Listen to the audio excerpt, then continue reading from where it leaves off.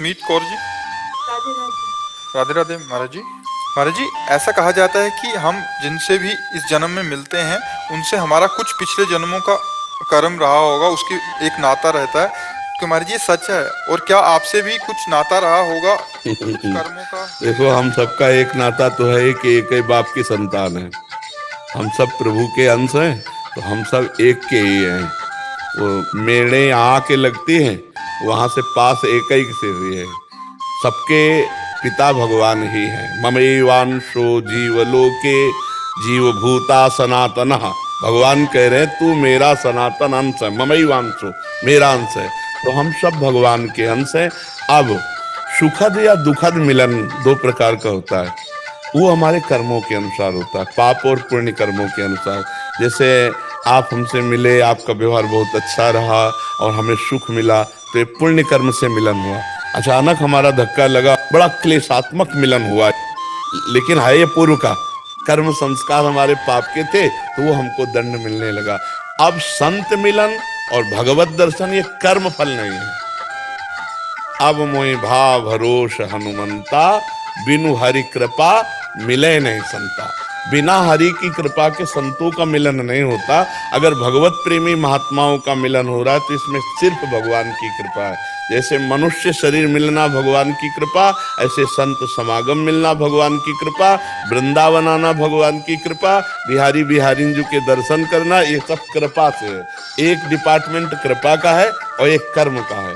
कर्म दो प्रकार के होते हैं, पुण्य और पाप। उनका शुभ और अशुभ, सुख और दुख परिणाम होता है। लेकिन ये जो भागवतिक है, ये सिर्फ कृपा से होता है। इस मिलान को हम कर्म से न जोड़े, ये कृपा से मिलना है। हास भाई जी गुजरात से। राधे राधे महाराज। राधे राधे महाराज जी, आपके चरणों में कोटि कोटि प्रणाम। महाराज जी, मैं 1.5 साल से आपके एकांतिक वार्तालाप और सत्संग सुनती आ रही हूँ। आपके कहे अनुसार मैं नाम जप भी करती हूँ, मुझे बहुत आनंद भी मिलता है। महाराज जी, मेरा प्रश्न यही है कि एकांतिक वार्तालाप में कभी कभी पूज्य संत जनों का आगमन होता है, आपसे बोलते हैं कि ईश्वर की प्राप्ति बहुत ही कठिन है, नाम जब छूट जाता है, उनके जो प्रश्न होते हैं, स्मरण नहीं हो रहा। महाराज जी, संतों की इतनी कठिनता जब ये बताते हैं, तो ईश्वर प्राप्ति महाराज जी कठिन है या सरल है? सरल है। ईश्वर प्राप्ति जैसा सरल कोई मार्ग नहीं है, पर कठिन कहाँ है ये बात समझना है। जननी जनक बंधु सुत दारा, तन धन धाम सुहृद परिवारा, सबकी ममता ताग बटोरी, मम पद मनई बांध बरडोरी। सरल ईश्वर प्राप्ति। अब ये समेटने में कठिन है संसार का प्यार। अब मान लो हम बाबा जी बन गए, घर परिवार छोड़ दिया, लेकिन अंदर प्यार है। अंदर के प्यार को कोई जानता है? नहीं जानता। तो आशा मन में जब तक शरीर की है, शरीर संबंधियों की है, तो तब तक दुख रहता है, तब तक बंधन रहता है। और जब आशा एक राम जी से दूजी आशा छोड़ दे, नाता एक राम जी से दूजा नाता तोड़ दे, तो बहुत सरल है भगवत प्राप्ति। और अगर किसी शरीर संबंध का, अच्छा देखो, जैसा पुत्र से मोह, वैसे शिष्यों से मोह हो जाता है। फंस तो वैसे ही, फंसाओ तो वैसे ही है, चाहे घुमा के पकड़ो चाहे ऐसे पकड़ो, बात तो एक ही आ गई।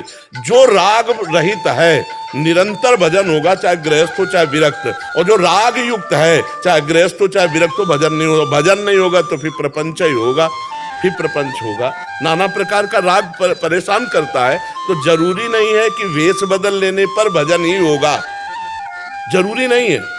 उद्देश्य तुम्हारा पक्का है तो चाहे भेष बदलो चाहे ना बदलो, भजन पक्का होगा। जैसे आप कह रहे कि भजन हो रहा है, हमें आनंद आ रहा है, अब यही आनंद गाढ़ होता चला गया तो भगवान की प्राप्ति हो जाएगी।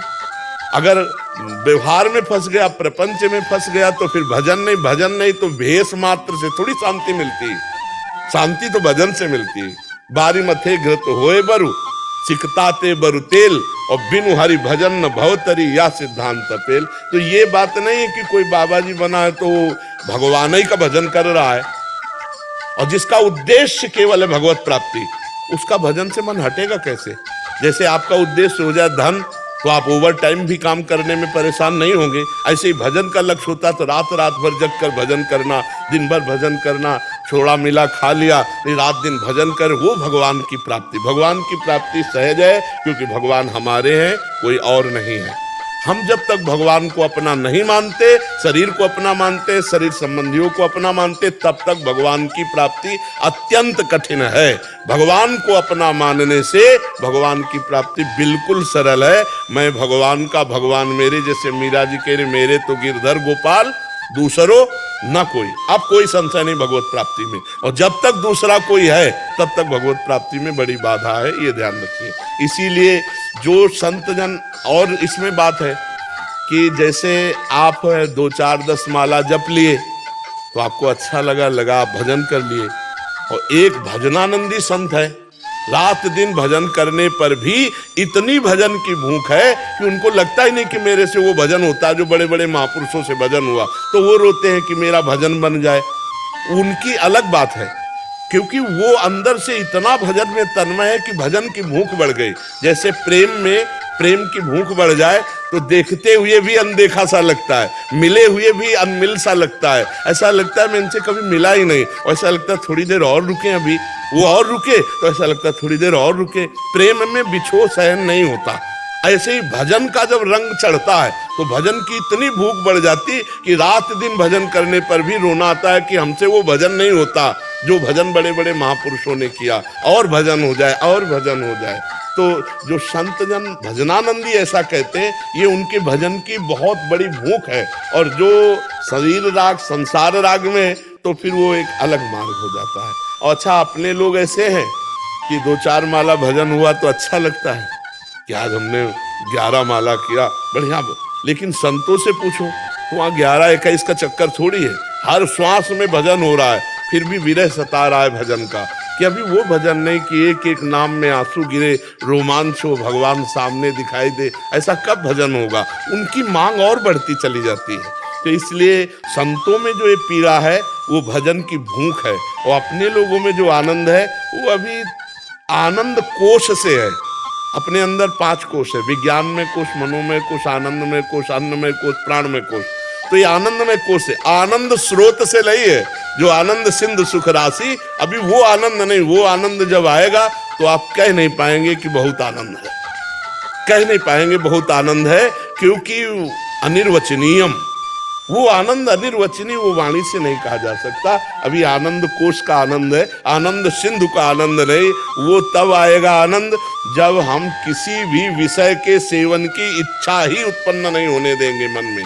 निष्काम हृदय में भगवत प्रेम का, भगवत आनंद का उदय होता है। पर धन्यवाद है, थोड़ा भी भजन शुरू करे तो चल तो दिया भगवान की तरफ, कभी न कभी भगवान कृपा करके वो आनंद। राधे राधे दोस्तों, जैसा कि आप सभी ने पूज्य प्रेमानंद महाराज जी से आज के सत्संग में सुना कि क्या महाराज जी हम जिनसे मिलते हैं उनका हमारे पिछले जन्म से कोई नाता होता है, वह हमारे पिछले जन्म का कोई रिश्ता होता है। तभी प्रेमानंद महाराज जी ने बताया कि वैसे तो हम सभी एक ही पिता के संतान हैं, नारायण के, हम सभी सनातनी हैं। पूज्य प्रेमानंद महाराज जी ने बताया कि हम जिनसे सभी से मिलते हैं, कभी किसी से मिलते हैं तो कुछ कटु व्यवहार होता है, कुछ बुरा होता है हमारे साथ, तो वह अवश्य ही पिछले जन्म का कोई बुरा कर्म होता है। और हम किसी से मिलते हैं, हमारा आदर होता है, सम्मान होता है, कुछ अच्छा हमारे साथ होता है, अनायास ही हमारी कोई मदद कर देता है, तो महाराज जी ने बताया कि पिछले जन्म का कोई अच्छा कर्म रहा होगा। प्रेमानंद महाराज जी ने बताया कि संत मिलन पिछले जन्म से नहीं होता, पिछले जन्म के कर्म से नहीं होता, बल्कि संत मिलन तो भगवान की कृपा से होता है। अगर हमें संत के दर्शन होते हैं, संत से मिलना होता है, तो अवश्य ही हम पर भगवान की कृपा है, भगवान हम पर बहुत ही प्रसन्न है, तभी संत के दर्शन होते हैं। इसीलिए प्रेमानंद महाराज जी ने बताया कि हमें बुरे कर्म कभी भी नहीं करने चाहिए, क्योंकि बुरे कर्म हमारा इस जन्म और अगले जन्म तक पीछा नहीं छोड़ते हैं। तो दोस्तों, यह थी पूज्य प्रेमानंद महाराज जी की वीडियो पसंद आई हो तो वीडियो को लाइक और चैनल को सब्सक्राइब करें। धन्यवाद दोस्तों।